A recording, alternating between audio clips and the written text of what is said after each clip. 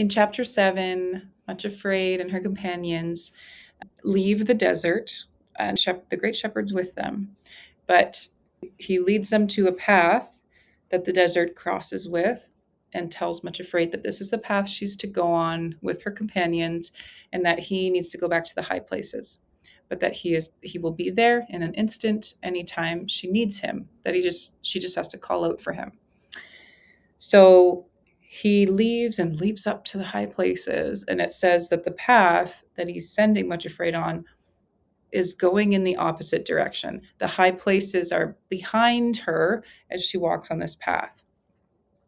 So you can imagine, right, as she's going on this path in the opposite direction of the high places where she's wanting to go, just it's not a good feeling. That's hard. But she's trying to trust and trying to follow.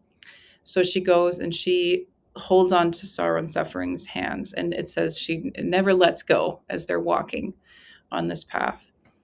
And there's several days of this where it just feels like the loneliest she's ever felt. But even though she feels so lonely, she also recognizes that she is a different person now since she went into Egypt, into the desert.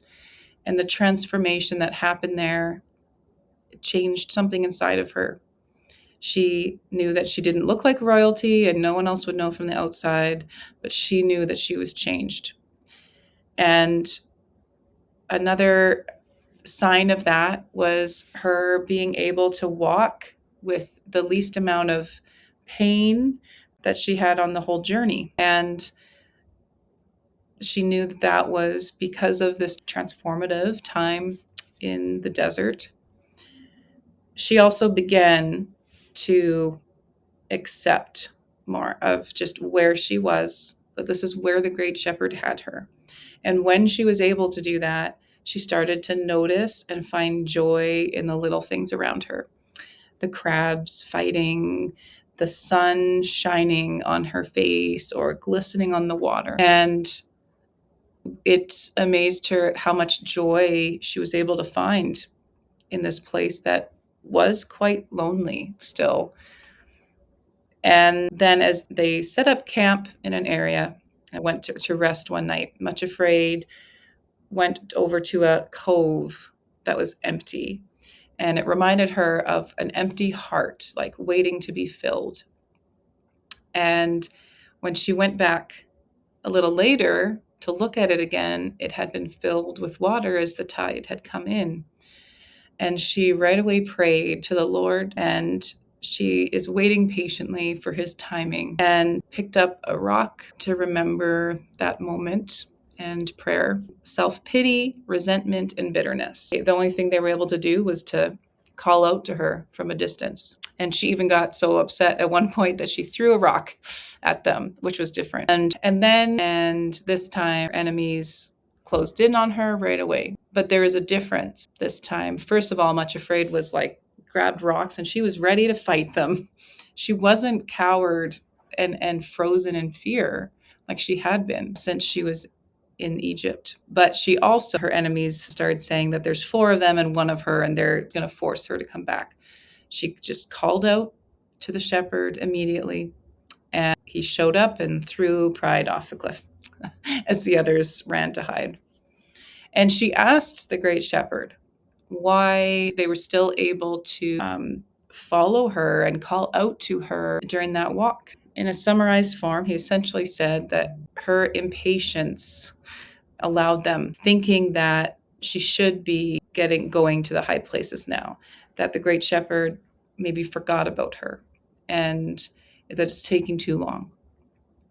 And impatience can also be another form of doubt, especially when it's believing that it is taking too long. So the shepherd explained to her that this changed for her when the sun started shining and it was nicer. It was a bit easier for her to stick to just trusting when it was a more desolate, when it was a harder road, actually. But when it got sunny and enjoyable and it felt like I should be getting closer, that's when the impatience came. And Much Afraid agreed with the shepherd. She knew that she did become impatient, but she recommitted herself to just trusting and let him know that she does want to only obey and listen to his voice and follow him on that path.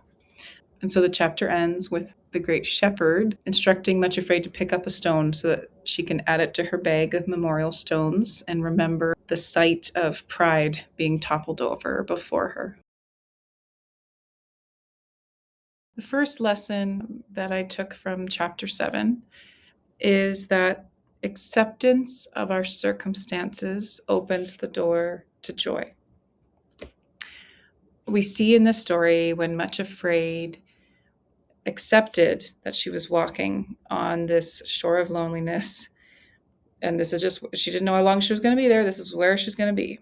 She started finding joy in the little things like the crabs and the sunlight and the birds, and she was started to feel happy and joyful and thankful for a time. And so it was very different from when she first started that walk, when the great shepherd had just left her and she was struggling with the idea of walking in the opposite direction and felt the loneliest she had felt in her life. That's what it had said. And this is a really important thing. Fighting against our circumstance, and what I mean by that is the things that we can't change, whether it's just the timing of it or it's something completely out of our control.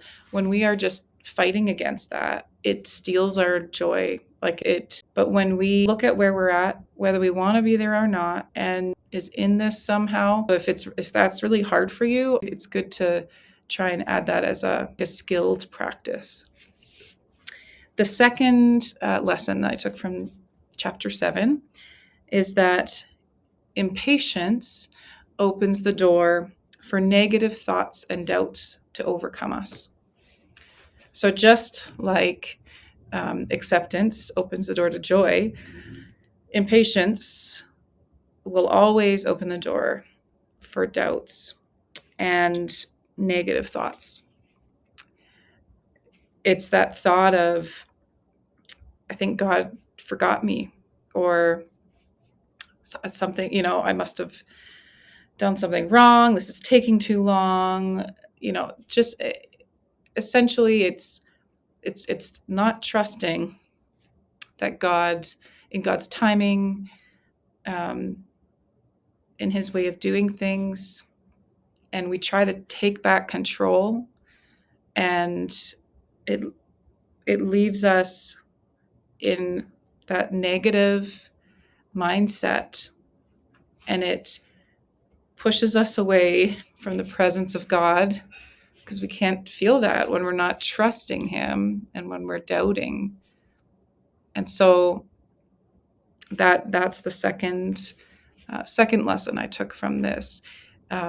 We see this with Much Afraid, when she had been experiencing joy, but she started feeling so good that she thought it should be right away soon. Okay, I should be getting to the high places soon. And when that wasn't coming, doubts started coming in. And that's what the great shepherd explained to Much Afraid at the end of the chapter as to why he thinks that her enemies were able to catch up to her, when beforehand she was filled with joy and she wouldn't let go of sorrow and suffering's hands, and so they couldn't get close. And it was the impatience that she had that allowed her enemies to catch up to her. Now, the third lesson that I found in chapter 7 was that we cannot base our belief of whether God is close to us or not on our circumstances. Much Afraid was believing that because she was starting to feel good, that what God had promised was going to be right away. It's like, because the circumstances are good, and then if they're bad, if she feels like God was forgetting her, then okay, God must be far away, and we can do this so subconsciously, to feel like God must be mad at me because this is happening, or um, even attributing good things to thinking that it has anything to do with, like that we did something and God's blessing it.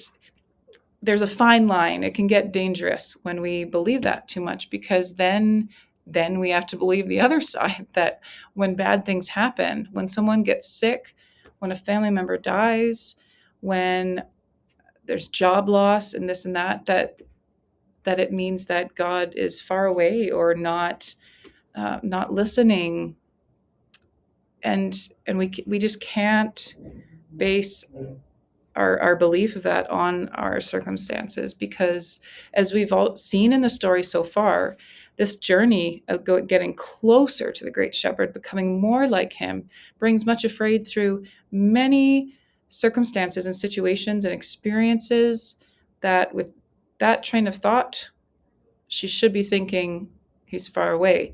But in some of those hardest moments, the great shepherd was standing there with her and explaining to her how these trials and these hard times is what helps to form his people. And so it's a tricky one to be aware of, that we're not simply looking at our circumstance and believing that says whether God is close or not. So these are the lessons from chapter 7, although I know there could be a lot more. These are the ones that stood out to me, and I look forward to going through and continuing with the next chapter.